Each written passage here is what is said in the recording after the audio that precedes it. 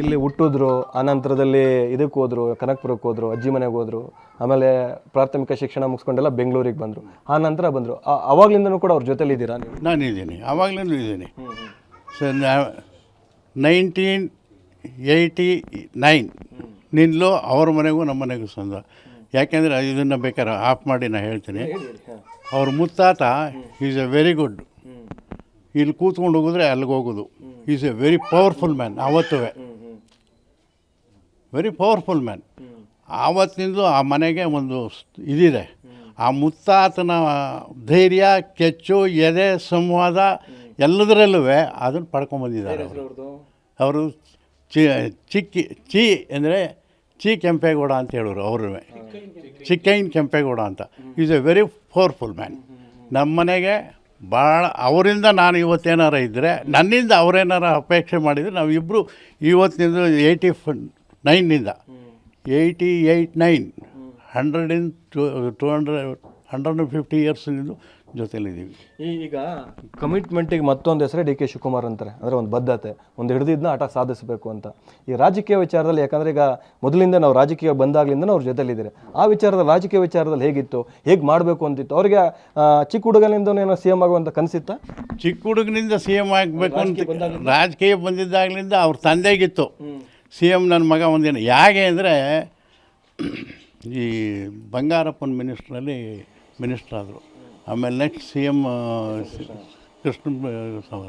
ಆವತ್ತಿನ ದಿವಸ ಅವ್ರ ತಂದೆ ನನ್ನ ಮಗ ಸಿ ಎಮ್ ಆಗೋದು ನೋಡಬೇಕು ಅಂತ ಯಾವ ತಂದೆ ತಾಯಿಗೆ ಓದಿರ್ತದೆ. ಆ ಛಲನ ಅವರು ಮಾಡ್ಕೊಂಬಂದಿದ್ದಾರೆ, ಉಳಿಸ್ಕೊಂಬಂದಿದ್ದಾರೆ. ಇವತ್ತಿನ ದಿವಸ ರಾಜಕೀಯದಲ್ಲಿ ಅಷ್ಟು ಸಿ ಎಮ್ ಆಗೋ ಸ್ಥಾನ ಬರುವಂಥದ್ದು ಭಾಳ ಕಷ್ಟ ಇದೆ. ಈಗ ಭಾಳ ಕಷ್ಟ ಇದೆ. ಇವತ್ತು ಸಿ ಎಮ್ ಆಗಿರೋದು ನಮ್ಮ ಇದಕ್ಕೆಲ್ಲ ಭಾಳ ಕಷ್ಟ ಇದೆ ಇವತ್ತು. ಆ ಮಟ್ಟಕ್ಕೆ ಹೋಗಬೇಕಾದ್ರೆ ಅವರೆಷ್ಟು ಧೈರ್ಯ, ಸ್ಥೈರ್ಯ, ಸೌಮ್ಯ ಎಲ್ಲನೂ ಉಳಿಸ್ಕೊಂಡು, ಎಲ್ಲರನ್ನೂ ವಿಶ್ವಾಸಕ್ಕೆ ತಗೊಂಡು, ನನ್ನನ್ನು ಈ ಊರಿನವ್ರನ್ನೂ ಮೇಲ್ಗಡೆಯಿಂದ ವಿಶ್ವಾಸಕ್ಕೆ ತಗೊಂಡು ಬಂದಿರೋದು ಭಾಳ ಹೆಗ್ಗಳಿಕೆ ಅವರಿಗೆ. ನಮಗೂ ಹೆಗ್ಗಳಿಕೆನೆ. ಈಗ ಅವರ ಪ್ರಾರಂಭದ ರಾಜಕೀಯ ಜೀವನದಿಂದ ಜೊತೆಲಿದ್ದೀರಾ, ಸ್ಟಿಲ್ ಸಿ ಎಮ್ ಆಗುವವರು ಜೊತೆಲಿದ್ದೀರಾ. ಯಾವಾಗಾರ ಶೇರ್ ಮಾಡ್ಕೊಂಡಿದ್ರೆ ನನ್ನ ಜೊತೆ, ನಾನು ಸಿ ಎಮ್ ಆಗ್ತೀನಿ ಯಜಮಾನ್ರೆ ಅನ್ನೋಂಥದ್ದೇನು ಹೇಳ್ಕೊಂಡಿದ್ರೆ ನನ್ನ ಜೊತೆಲಿ ಸಿ ಎಮ್ ಆಗಬೇಕು ಅಂತೇನು ಹೇಳಿಲ್ಲ ಅವರು. ನಾನು ಇಡೀ ರಾಷ್ಟ್ರ ರಾಜಕಾರಣಕ್ಕೆ ಹೋಗೋದಿಲ್ಲ, ರಾಜ್ಯ ರಾಜಕಾರಣದಲ್ಲಿ ಒಳ್ಳೆಯ ಉನ್ನತ ವಹಿಸಿ ಇಲ್ಲಿನ ಜನಗಳಿಗೆ ಏನು, ಇದು not only district, any district, it's Karnataka, ಅಲ್ಲೆಲ್ಲ ನಾನು ಸ್ವಲ್ಪ ಇದು ಮಾಡಬೇಕು ಅಂತಿತ್ತು. ಅವ್ರಿಗೆ ಅದು ಇದೆ ಅಂದೇ ಹೊರತು ಅವರು ಸಿ ಎಮ್ ಆಯ್ತೀನಿ, ನಾನು ಇನ್ನೊಂದಕ್ಕೆ ಹೋಗ್ತೀನಿ ನೀನು ಆಸೆ ಇಟ್ಕೊಂಡಿರಲಿಲ್ಲ. ಆ ಆಸೆಗೆಲ್ಲ ಅವ್ರ ದುಡಿಮೆ ಬಂತು. ಅವ್ರ ದುಡಿಮೆ ಇದೆಯಲ್ಲ, ಅವ್ರ ದುಡಿಮೆಯಿಂದನೇ ಈ ಫಲ ಲಭಿಸಿದೆ. ಈಗ ಅವರ ಜಿಲ್ಲಾ ಪಂಚಾಯತಿ ಸದಸ್ಯ ಆಗಿದ್ದಾಗಲೂ ನೋಡಿದ್ದೀರಿ, ಎಮ್ ಎಲ್ ಎ ಆದಾಗ ನೋಡಿದ್ದೀರಿ, ಮಿನಿಸ್ಟರ್ ಆದಾಗ, KPCC ಅಧ್ಯಕ್ಷರಾದಾಗ, DCM, ಈಗ ಸಿ ಎಮ್ ಆಗಿ ನೋಡ್ತಾ ಇದ್ದೀರಾ. ಅವ್ರ ರಾಜಕೀಯ ಜೀವನ ಹೇಗೆ ಅಂತ, ಅಂದರೆ ಅವ್ರ ಕೆಲಸದ ವಿಚಾರದಲ್ಲ ಹೇಗೆ ಅಂತ? ಅವ್ರ ಕೆಲಸದ ವಿಚಾರ ವೆರಿ ಸ್ಟ್ರಿಕ್ಟ್. ಕೆಲಸ ಮಾಡಬೇಕು ಅಂತ ಹೊರಟ್ರೆ ಆ ಕೆಲಸ ಮುಗಿತಂಕ್ಲೂ ರಾಜಕೀಯದಲ್ಲಿ ಇದ್ದರೂ ಏನಾರ ಒಂದು ಇಲ್ಲಿ ಒಳ್ಳೇದು ಮಾಡಬೇಕು ಅಂದಾಗ ಹಠ ಹಿಡಿದು ಸಾಧಿಸಿ ಮಾಡುವಂಥ ವ್ಯಕ್ತಿ ಅಷ್ಟೆ. ಅಂದರೆ ಡಿ ಕೆ ಶಿವಕುಮಾರ್ ಅವರನ್ನ ನೋಡಿದ ತಕ್ಷಣ ಸಾಕಷ್ಟು ಹೊರಟಪ್ಪ ಹಿಂಗೆ ಅನಿಸುತ್ತೆ. ತುಂಬ ಹತ್ರದಿಂದ ನೋಡಿದರೆ ಆತ್ಮೀಯವಾಗಿದ್ದಾಗ ಹೇಗಿರ್ತಾರೆ ಅಂತ. ಸೌಮ್ಯ, ಒಳ್ಳೆ ಹುಡುಗ. ಬೇರೆಯವ್ರಿಗೆ ಯಾರು ದೃಷ್ಟಿ ನೋಡ್ಬೋದು, ಆದರೆ ಅವ್ರ ಮಾತು ಕತೆ ಎಲ್ಲ ವ್ಯವಹಾರದಲ್ಲಿ ಭಾಳ ಸೌಮ್ಯ. ಹತ್ತಿರದಿಂದ ನೋಡಿದವ್ರಿಗೆ ಅದು ಗೊತ್ತಾಯ್ತದೆ, ದೂರದಿಂದ ನೋಡಿದವ್ರಿಗೆ ಗೊತ್ತಾಗೋದಿಲ್ಲ. ಅದು ಹತ್ತಿರದಿಂದ ನೋಡಿದಾಗ ಅದು ಆ ಸೌಮ್ಯನೇ ಬೇರೆ, ಮಾತಾಡೋ ರೀತಿಯೇ ಬೇರೆ. ಈಗ ತಮ್ಮೂರು ಕಷ್ಟ ಅಂತ ಬಂದಾಗ ಯಾವ ರೀತಿ ಸ್ಪಂದಿಸ್ತಿದ್ರು? ಈಗ ಒಳ್ಳೆ ಸ್ಥಾನದಲ್ಲಿದ್ದಾರೆ, ಸ್ಪಂದನೆಗೆ ಸಿಗ್ತಿದ್ರಾ ಅಂತ? ಸ್ಪಂದನೆಗೆ ಸದಾ ಸಿಗ್ತಾರೆ. ಅದು ಹೋದ್ರಾಗ ಸ್ಪಂದನೆ ಸಿಗ್ತಾರೆ. ಆದರೆ ಅಲ್ಲಿ ಸ್ಪಂದನೆಗೆ ಸಿಕ್ಕಿದಾಗ ಆ ಜನರಲ್ಲಿ ಸ್ಪಂದನೆಗೆ ಬರ್ತೀನಿ, ಮಾತಾಡ್ತೀನಿ, ಊರಿಗೆ ಬರ್ತೀನಿ, ಏನು ಬಂದಿರಿ, ಏನು ಕೆಲಸ ಆಗಬೇಕು ಹೇಳ್ಬಿಟ್ಟಾದ್ಮೇಲೆ ನೋಡಯ್ಯ ಅಷ್ಟೇ ಅಂತ ಹೇಳಿ ಇಲ್ಲಿಗೆ ಊರಿಗೆ ಬಂದಾಗ ನಿಮ್ಮ ಜೊತೆ ಎಲ್ಲ ಹೇಗೆ ಬೆರೀತಾ ಇದ್ರು?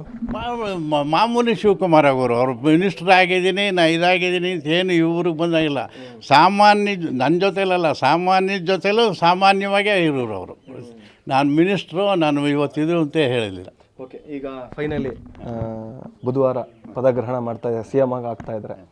ಏನು ಹೇಳೋಕ್ಕೆ ಇಷ್ಟಪಡ್ತೀರಿ ಅವರ ಹಿರಿಯರಾಗಿ, ಅವ್ರ ಜೊತೆಲಿದ್ದಂಥರಾಗಿ, ಜೊತೆಲಿ ಅವರಿಂದ ಡಿ ಕೆ ಶಿವಕುಮಾರಿಂದ ಏನು ನಿರೀಕ್ಷೆ ಮಾಡ್ಬೋದು?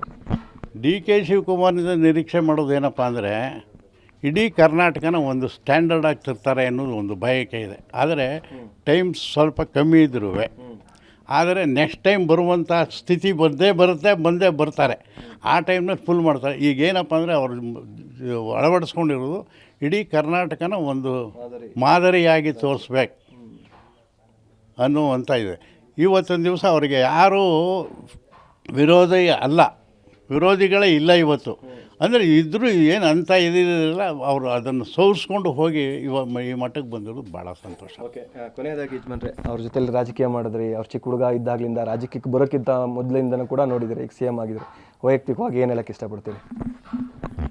ಬಹಳ ಸಂತೋಷ. ನನ್ನ ಜೀವಮಾನದಲ್ಲಿ ನಮ್ಮ ಕುಟುಂಬ ವರ್ಗಕ್ಕೆ, ಸದಾಶಿವರಾವ್ ಕುಟುಂಬ ವರ್ಗದಲ್ಲಿ ಅವರು ಇವತ್ತಿಲ್ಲಿ ಇದಾಗಿದ್ದಾರೆ ಅಂದರೆ ಮೊನ್ನೆ ಇಲ್ಲ, ನಮ್ಮ ಇಡೀ ಕುಟುಂಬ ಭಾಳ ಸಂತೋಷ ಪಡ್ತಾಯಿದೆ.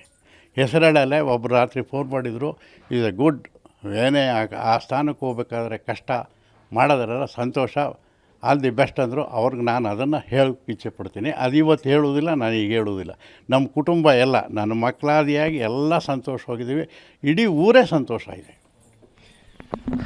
ಒಟ್ಟಾರೆ ಇದಿಷ್ಟು ಕೂಡ DK ಶಿವಕುಮಾರ್ ಅವ್ರನ್ನ ತುಂಬ ಹತ್ತಿರದಿಂದ, ಚಿಕ್ಕ ಹುಡುಗನಿದ್ದ ರಾಜಕೀಯಕ್ಕೆ ಬಂದಾಗ್ಲಿಂದಲೂ ಕೂಡ ಅವರ ಜೊತೆಗಿರುವಂಥ ಗ್ರಾಮದ ಹಿರಿಯ ಮುಖಂಡರು, ಅವರ ಹಳೆಯ ನೆನಪುಗಳನ್ನು, DK ಶಿವಕುಮಾರ್ ಅವರ ಬಾಲ್ಯದ ಜೀವನ ಆಗಿರ್ಬೋದು, ಅವರ ಹೋರಾಟ ಆಗಿರ್ಬೋದು, ಅವರ ರಾಜಕೀಯ ಜೀವನವನ್ನು TV9 ಜೊತೆ ಹಂಚ್ಕೊಂಡಿದ್ದಾರೆ. ಜೊತೆಗೆ ಅವರು ಕೂಡ ಆಲ್ ದ ಬೆಸ್ಟ್ ಅನ್ನು ಕೂಡ ಹೇಳಿದ್ದಾರೆ. ಒಳ್ಳೆ ಆಡಳಿತವನ್ನು ಕೂಡ ನೀಡ್ತಾರೆ ಅನ್ನುವಂಥದ್ದನ್ನು ಕೂಡ TV9 ಜೊತೆಗೆ ಹಂಚ್ಕೊಂಡಿರುವಂಥದ್ದು.